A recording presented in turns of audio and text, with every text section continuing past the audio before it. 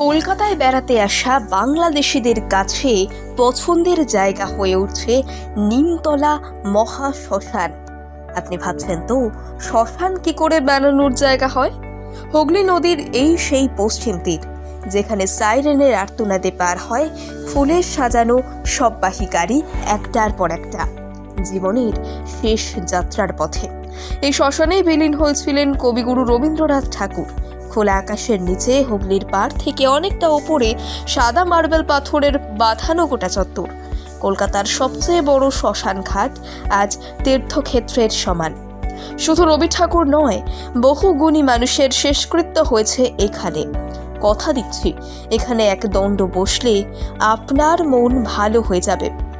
যারা চাইলেও কলকাতায় আসতে পারেন না, তাদের আজ বাড়ি বসে ঘোরাবো কলকাতার এক অচেনা সৌন্দর্য। এই সেই নিমতলা মহা শ্মশান, যার চিমনির ধোঁয়ায় আকাশে বিলীন হচ্ছে অচেনা কত না মানুষের দেহ। 22শে শ্রাবণে নিমতলা মহাশ্মশানেই শেষকৃত্য হয়েছিল কবিগুরুর। দুপুর 12:10 জোড়াসাঁকোর ঠাকুর বাড়িতে প্রয়াত হন তিনি। তখন তার বয়স ছিল 80 বছর 3 মাস। বেলা 3টের পর বের হয় সব যাত্রা। রাত 8টার পর নিমতলা শ্মশানেই শেষকৃত্য হয়। মুখাগ্নি করেছিলেন কবির মেজদা সত্যেন্দ্রনাথ ঠাকুরের নাতি সুবীরেন্দ্রনাথ ঠাকুর। সেই নিমতলা শ্মশানেই রয়েছে কবিগুরু রবীন্দ্রনাথ ঠাকুরের সমাধি প্রাঙ্গণ। রবীন্দ্র স্মৃতিতে বাগান তৈরি হয়েছে, মার্বেল দিয়ে মুড়ে দেওয়া হয়েছে পুরো এলাকা। চত্বর জুড়ে ফুলবাগানের মধ্যে ডান দিকে কাঠগোলাপ গাছের ছায়াতলে রবি ঠাকুরের সমাধি সৌধ। সেটাই এখন দর্শনীয় স্থান। এই বাঁধানো জায়গা থেকে চোখ কাড়ে দূরের বিখ্যাত হাওড়া ব্রিজ। গঙ্গার ওপার থেকে গোধূলি গড়িয়ে সন্ধে নামে। কত রবি ভক্ত অনুরাগীরা এখানে এসে দাঁড়ান, স্মরণ করেন প্রাণের কবিকে।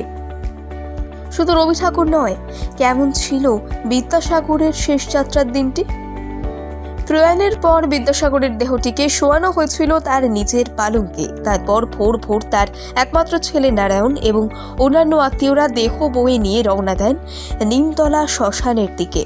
পথে বিদ্যাসাগরের অতি প্রিয় মেট্রোপলিটন কলেজের সামনেও থামানো হয় একটু। তারপর সোজা নিমতলা শ্মশান। এই শ্মশানের সঙ্গে জড়িয়ে রয়েছে ঈশ্বরচন্দ্র বিদ্যাসাগরের শেষকৃত্যের স্মৃতি। এমনকি আচার্য প্রফুল্লচন্দ্র তারাশঙ্কর বন্দ্যোপাধ্যায় শেষ স্মৃতি রয়েছে এই ঘাটেতেই। নিমতলা মহা শ্মশানে শেষকৃত্য হয়েছিল কবি শঙ্খ ঘোষেরও।